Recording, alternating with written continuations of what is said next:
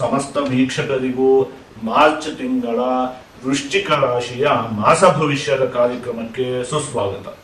ನಾವು ಮೊದಲಿಗೆ ಈ ಮಾಸದಲ್ಲಿ ನಡೆಯುವಂತಹ ಗ್ರಹಗಳ ಬದಲಾವಣೆಗಳ ಬಗ್ಗೆ ತಿಳಿದುಕೊಳ್ಳೋಣ. ಈ ತಿಂಗಳ 14ನೇ ತಾರೀಕಿನಂದು ರವಿ ಗ್ರಹ, 29ನೇ ತಾರೀಕಿನಂದು ಶನಿ ಗ್ರಹ ಮೀನ ರಾಶಿಗೆ ಪ್ರವೇಶವನ್ನು ಮಾಡ್ತಾ ಇರುವಂತದ್ದು. ಇದಿಷ್ಟು ಕೂಡ ಈ ಮಾಸದಲ್ಲಿ ನಡೆಯುವಂತಹ ಗ್ರಹಗಳ ಬದಲಾವಣೆ. ನಾವೀಗ ಇದನ್ನೆಲ್ಲ ಆಧರಿಸಿ ವೃಶ್ಚಿಕ ರಾಶಿಯವರಿಗೆ ಈ ತಿಂಗಳಲ್ಲಿ ಯಾವ ರೀತಿಯಾದಂತಹ ಫಲ ಪ್ರಾಪ್ತಿಯಾಗಲಿದೆ ಅಂತ ಹೇಳಿ ಒಂದೊಂದಾಗೆ ನೋಡ್ತಾ ಹೋಗೋಣ.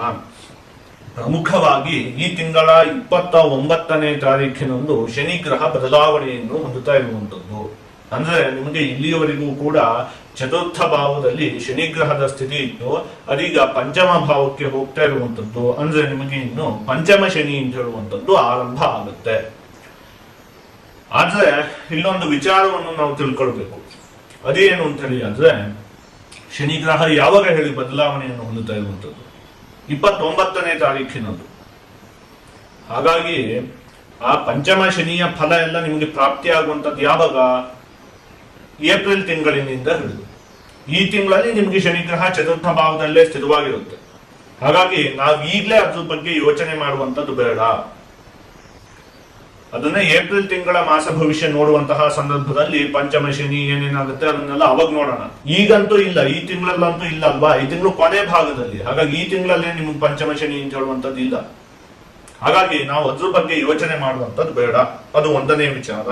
ಇನ್ನು ಈ ಮಾಸದಲ್ಲಿ ಗತ ಮಾಸದಲ್ಲಿ ಪ್ರಾಪ್ತಿಯಾದಂತಹ ಅನೇಕ ಫಲಗಳು ಈ ಮಾಸದಲ್ಲಿಯೂ ಕೂಡ ಪ್ರಾಪ್ತಿಯಾಗುತ್ತೆ. ಅದರಲ್ಲಿ ಮುಖ್ಯವಾಗಿ ಬುದ್ಧಿಗೆ ಸಂಬಂಧಪಟ್ಟಿರುವಂತಹ ಕೆಲಸವನ್ನು ಮಾಡ್ತಾ ಇರುವಂತಹ ವ್ಯಕ್ತಿಗಳಿಗೆ ಈ ಮಾಸದಲ್ಲಿ ಅಭಿವೃದ್ಧಿ ಉಂಟಾಗುತ್ತೆ.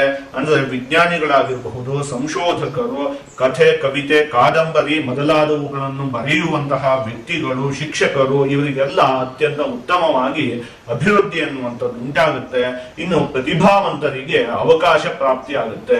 ಈ ಹಾಡನ್ನು ಹೇಳುವಂಥದ್ದಿರಬಹುದು, ಚಿತ್ರವನ್ನು ಬಿಡಿಸುವಂಥದ್ದಿರಬಹುದು, ಈ ರೀತಿಯಾಗಿ ವಿಶೇಷವಾದ ಪ್ರತಿಭೆಯನ್ನು ಹೊಂದಿರುವಂತಹ ವ್ಯಕ್ತಿಗಳಿಗೆ ಈ ಮಾಸದಲ್ಲಿಯೂ ಕೂಡ ಅತ್ಯಂತವಾಗಿ ಅಭಿವೃದ್ಧಿ ಉಂಟಾಗುತ್ತೆ. ಅವಕಾಶ ಅಂತ ಹೇಳುವಂಥದ್ದು ಪ್ರಾಪ್ತಿಯಾಗುತ್ತೆ. ಮುಖ್ಯವಾಗಿ ಏನು ಗೊತ್ತಾ, ವಿವಾಹಾಪೇಕ್ಷಿಗಳಿಗೆ ಈ ಮಾಸ ಅತ್ಯಂತ ಉತ್ತಮವಾಗಿದೆ. ನಾನು ಇದನ್ನ 1 ವರ್ಷದಿಂದ ಕೂಡ ಹೇಳ್ತಾ ಬರ್ತಾ ಇದ್ದೀನಿ. ಬೃಹಸ್ಪತಿ ಗ್ರಹ ನಿಮಗೆ ಸಪ್ತಮ ಭಾವದಲ್ಲಿ ಸ್ಥಿರವಾಗಿದೆ. ಹಾಗಾಗಿ ಈ ವರ್ಷದಲ್ಲೇ ವಿವಾಹಾಪೇಕ್ಷಿಗಳಿಗೆ ಅತ್ಯಂತ ಉತ್ತಮವಾಗಿತ್ತು.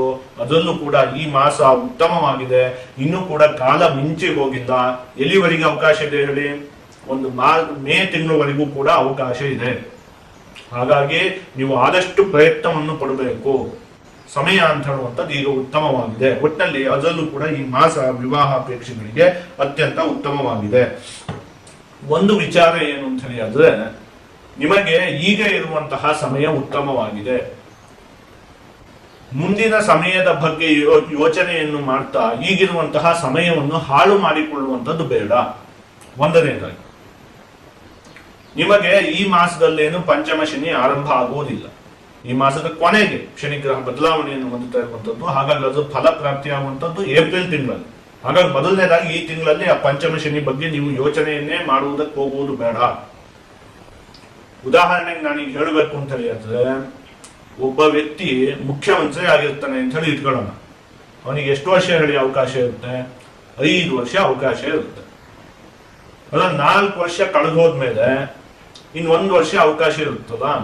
ಅವಾಗ ಆ ವ್ಯಕ್ತಿ, ಅಯ್ಯೋ ಇನ್ 1 ವರ್ಷ ಅಷ್ಟೇ ನಾ ಮುಖ್ಯಮಂತ್ರಿ ಆಗಿರೋದಕ್ಕಾಗುದು, ಅದಾದ್ಮೇಲೆ ಮತ್ತೆ ಎಲೆಕ್ಷನ್ ಬರುತ್ತೆ, ನಾ ಗೆಲ್ತೀನೋ ಇಲ್ವೋ ಅಂತ ಹೇಳಿ ಯೋಚನೆ ಮಾಡ್ತಾ ಕುತ್ಕೊಂಡ್ರೆ ಆ ಕೊನೆಗೆ ಉಳಿದಿರೋ 1 ವರ್ಷನೂ ವೇಸ್ಟ್ ಆಗಿ ಹೋಗುತ್ತಲ್ವಾ. ಎಲೆಕ್ಷನ್ ಅವ್ನು ಯೋಚನೆ ಮಾಡದೇ ಇರಲಿ, ಅದು ಬಂದೇ ಬರುತ್ತೆ. ಆದ್ರೆ ಈಗಿರುವಂತ 1 ವರ್ಷನೂ ಅದ್ರ ಬಗ್ಗೆ ಯೋಚನೆ ಮಾಡ್ತಾ ಕುತ್ಕೊಂಡ್ರೆ ಹಾಳಾಗಿ ಹೋಗುತ್ತಲ್ವಾ. ಅದೇ ರೀತಿಯಾಗಿ ಅಂತ ನಿಮ್ಗೆ ಇನ್ನು ಪಂಚಮ ಶನಿ ಶುರುವಾಗಿಲ್ಲ. ಈ ತಿಂಗಳಲ್ಲೇನು ಅದ್ರ ಫಲ ಏನು ಪ್ರಾಪ್ತಿ ಆಗುವುದಿಲ್ಲ. ಬದಲಾವಣೆಯನ್ನು ಹೊಂದುತ್ತಾ ಇರುವಂತದ್ದು 29ನೇ ತಾರೀಖಿನಂದು. ಈಗ ಸಮಯ ಚೆನ್ನಾಗೇ ಇದೆ. ನೀವು ಅದ್ರ ಬಗ್ಗೆ ಯೋಚನೆ ಮಾಡ್ತಾ ಈ ಚೆನ್ನಾಗಿರುವಂತಹ ಸಮಯವನ್ನು ಕೂಡ ಹಾಳು ಮಾಡ್ಕೊಳ್ಬೇಡಿ. ಇನ್ನೂ ಒಂದು ವಿಚಾರ ಏನು ಅಂತ ಹೇಳಿ ಆದ್ರೆ ಪಂಚಮ ಶನಿ ಈಗ ಈ ತಿಂಗಳು ಕೊನೆಗೆ ಶುರುವಾದ್ರೂ ಕೂಡ ನಿಮಗೆ ಬೃಹಸ್ಪತಿ ಗ್ರಹ ಮೇ ತಿಂಗಳವರೆಗೂ ಕೂಡ ಸಪ್ತಮ ಭಾವದಲ್ಲಿ ಸ್ಥಿತವಾಗಿರುತ್ತೆ. ಹಾಗಾಗಿ ಅಷ್ಟೊಂದು ಕಷ್ಟ ಅಂತ ಹೇಳುವಂತದ್ದು ಉಂಟಾಗುವುದಿಲ್ಲ. ಅಲ್ಲಿವರೆಗೂ ಕೂಡ ಸಮಯ ಚೆನ್ನಾಗೇ ಇದೆ. ಹಾಗಾಗಿ ನೀವು ಏನೇನೋ ಯೋಚನೆ ಮಾಡುತ್ತಾ ಮುಂದಿಂದೆಲ್ಲ ಯೋಚನೆ ಮಾಡ್ತಾ ಈಗ ಚೆನ್ನಾಗಿರುವಂತಹ ಸಮಯವನ್ನು ನೀವು ಹಾಳು ಮಾಡಿಕೊಳ್ಳುವಂತದ್ದು ಬೇಡ. ಇದನ್ನು ನಾನು ಹೇಳುವಂತದ್ದು ನಿಮ್ಗೆ ಅರ್ಥ ಆಯಿತು ಅಂತ ಹೇಳಿ ನಾನು ಅಂದ್ಕೊಂಡಿದ್ದೀನಿ. ಇದಿಷ್ಟು ಕೂಡ ನಿಮಗೆ ಈ ಮಾಸದಲ್ಲಿ ಪ್ರಾಪ್ತಿಯಾಗುವಂತಹ ಉತ್ತಮವಾದ ಫಲಗಳು.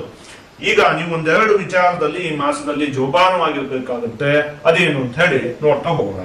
ಮೊದಲನೇದಾಗಿ ಹೊಟ್ಟೆಗೆ ಮತ್ತೆ ಚರ್ಮಕ್ಕೆ ಸಂಬಂಧಪಟ್ಟಿರುವಂತಹ ಆರೋಗ್ಯದ ವಿಚಾರದಲ್ಲಿ ನೀವು ಈ ಮಾಸದಲ್ಲಿ ಒಂದು ಸ್ವಲ್ಪ ಜೋಪಾನವಾಗಿರ್ಬೇಕಾಗತ್ತೆ.